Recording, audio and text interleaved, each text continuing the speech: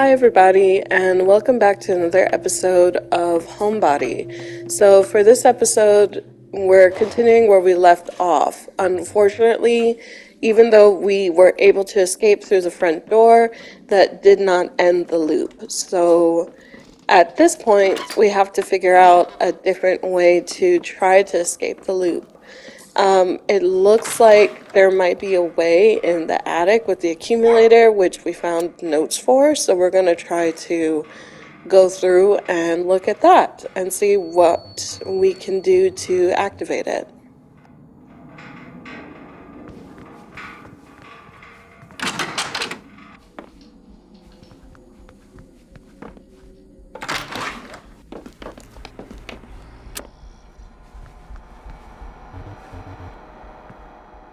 So this is a good example of what I was talking about earlier with puzzles. So when you input codes into doors, eventually the doors will remain open and you don't have to worry about inputting the code into the door. And sometimes the puzzles will remain solved after you do them a couple of times. So in this case, the Minesweeper game on the computer, since we won, we can't access the computer anymore because it's possible that the killer destroyed the computer to prevent us from progressing.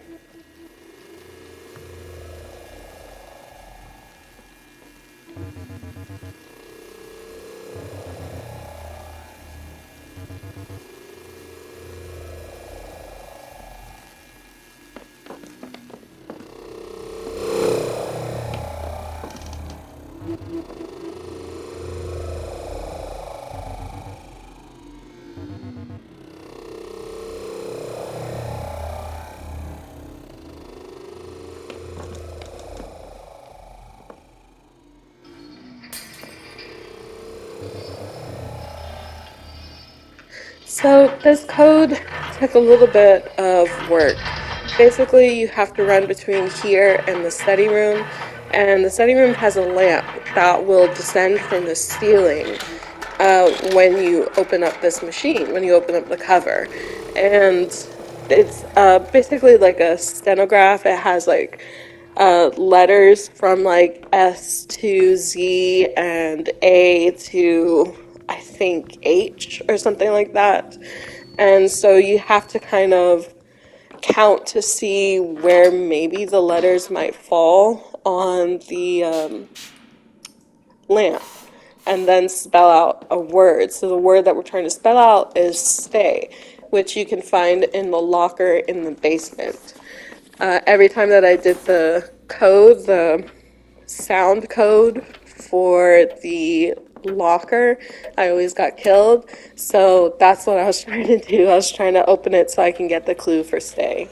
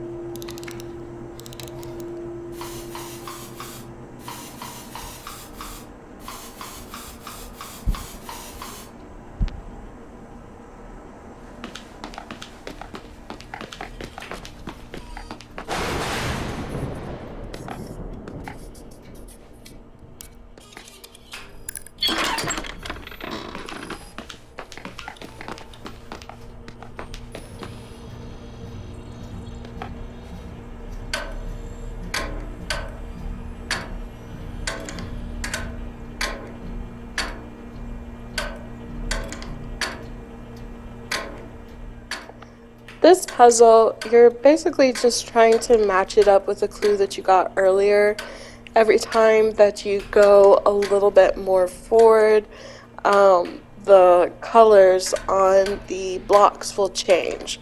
So eventually you may end up with getting ones that are all the same color, and you have to kind of like rewind it back and forth so that you can get the blue, pink, pink, yellow.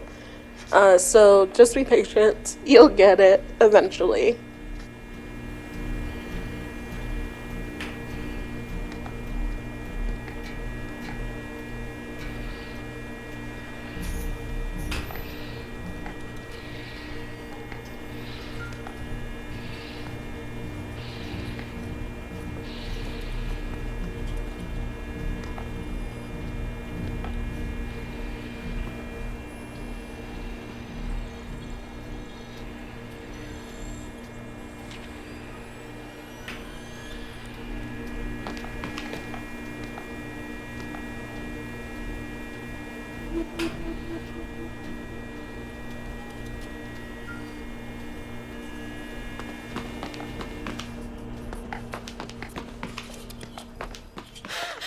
I think it's pretty cool that the killer basically takes the elevator to wherever your location is. So if I'm on the top floor, then the killer will be on the top floor. But if I'm exploring this basement area or I spend a lot of time in this basement area, then the killer will appear here.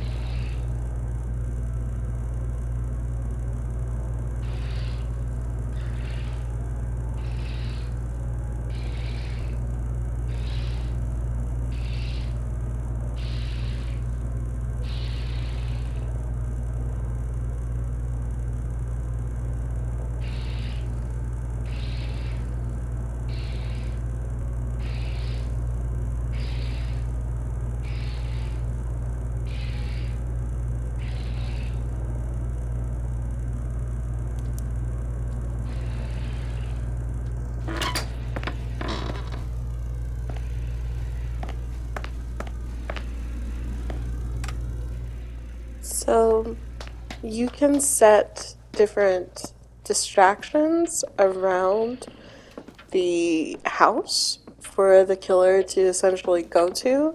Like, I turned on the burner, so eventually the kettle will start to whistle, and the killer will go over there and turn it off.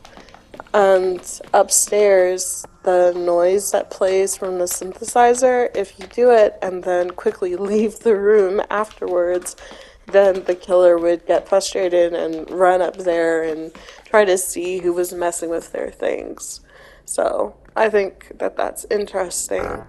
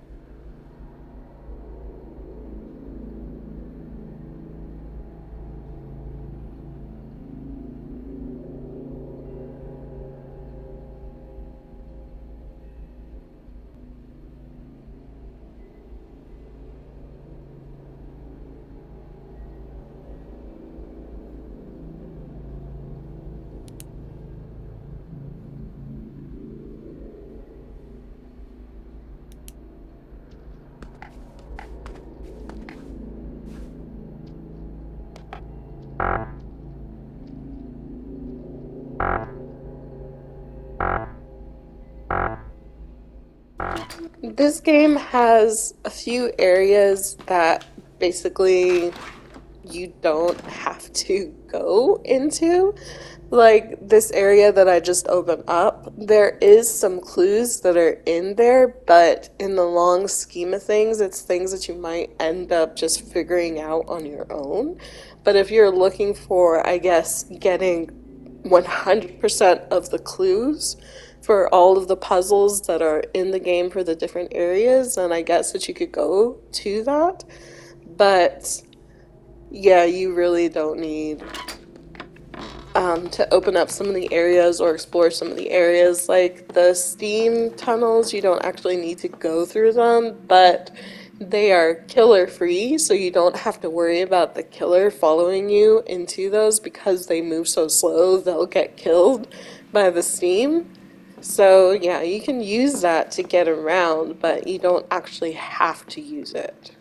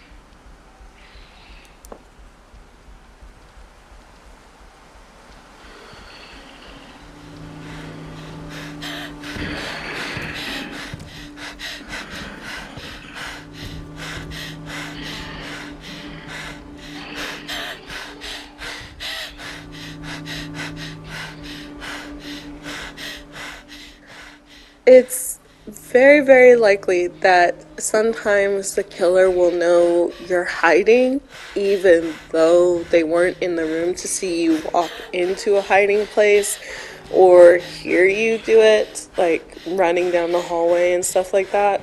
So, yeah, just be careful when you solve a puzzle and then try to hide afterwards in the same area.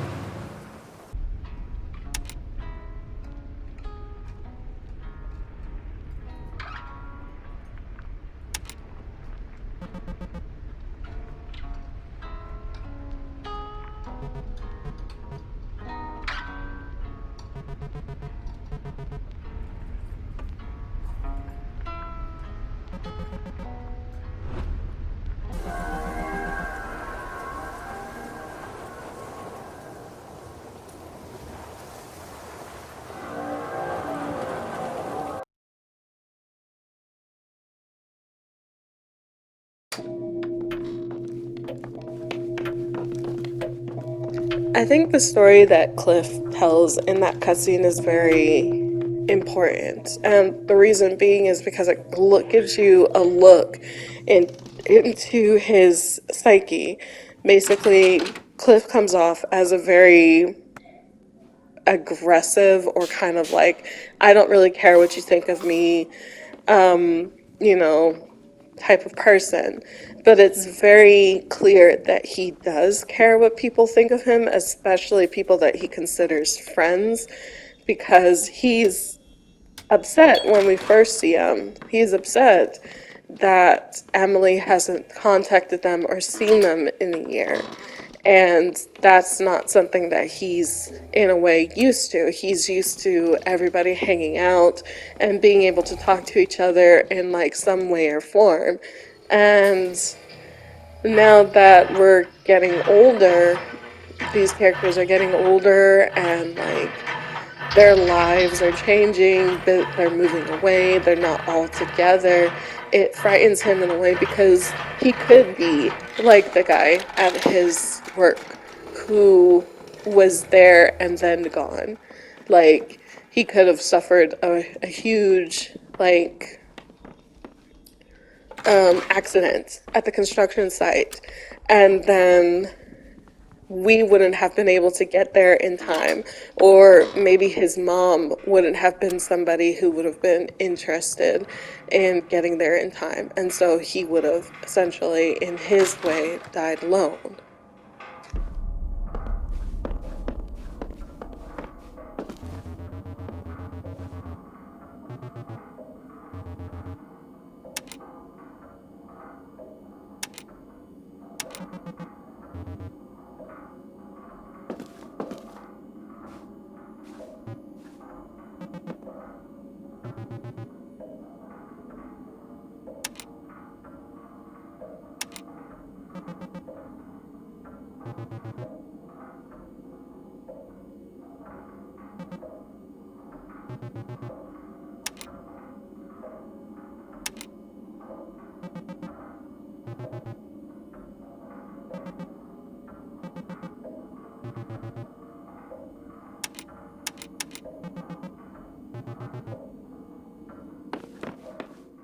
So this is one of the changes that you can see in the house. This is a room, the study room normally had a lot of like books and things like that, different like little paintings on the walls, but now all the paintings have been replaced by a pair of eyes.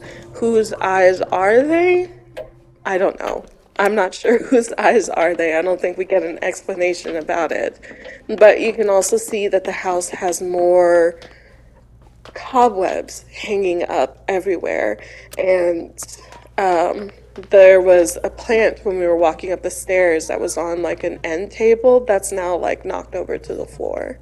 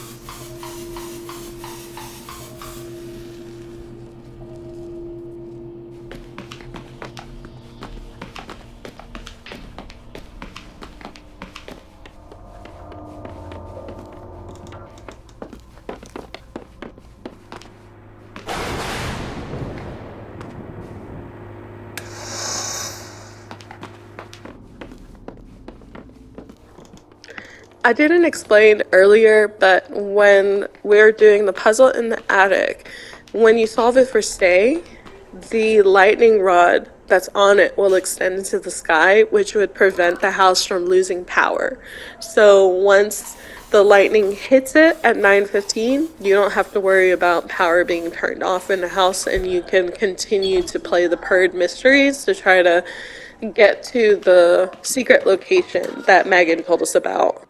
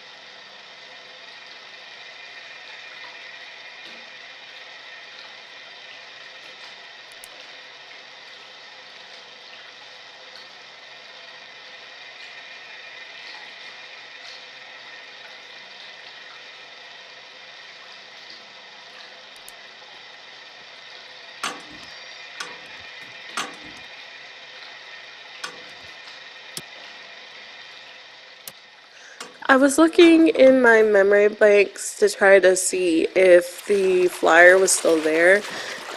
Basically, when you solve the drawer mystery by inputting in the drawers, what would end up happening is that it will open up and you'll see like a flyer that has a bunch of symbols. So the symbols that you're trying to put in here is rewind and pause.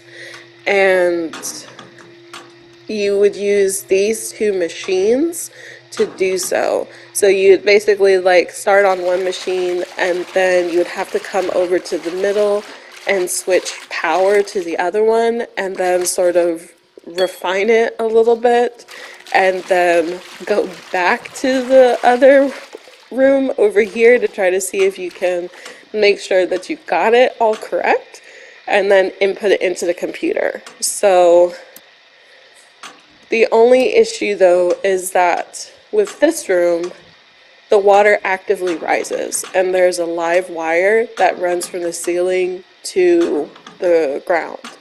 So once it hits 10:30, you die because the water rises enough that it will hit the live wire.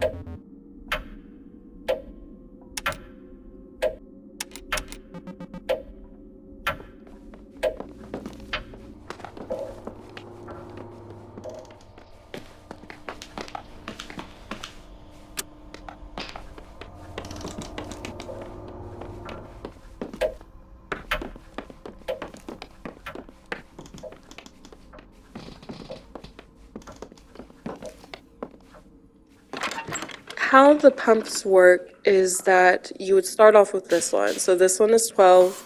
You would input the amount of 12 for fluid, and then you would come down to the basement area and you would do the next part of the pump puzzle.